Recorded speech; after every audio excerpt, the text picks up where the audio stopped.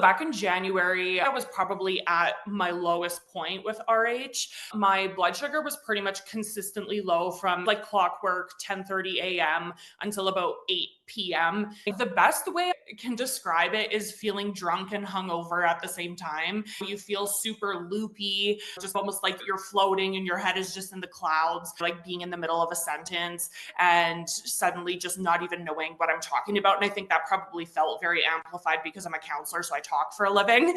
And so that particular symptom was very distressing. My whole workday, I was looking at the clock to be so careful about when I needed to eat next and being so hyper aware. It just made it really hard to be present and just like engage in the other things going on in my life. What I could eat became very small. And even that felt confusing at times because it's like a meal that was fine one day was all of a sudden not fine another day. Life almost just started to feel restricting and revolved around when I was going to eat my next meal, what that was going to be, how that was going to impact my blood sugar, how I was going to feel afterwards. Like all my brain space was taken up by those questions. And then the weekend was just spent for recovering to just do it all over again.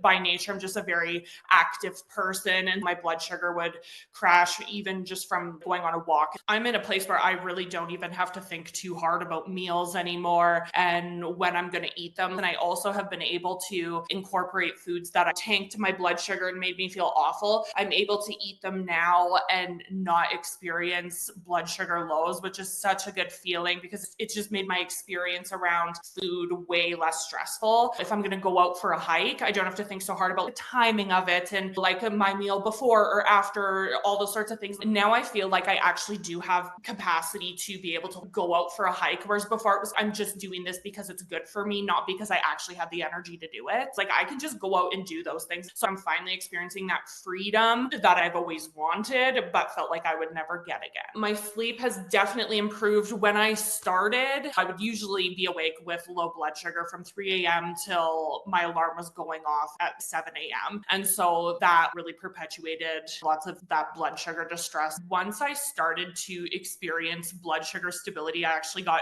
pregnant very quickly.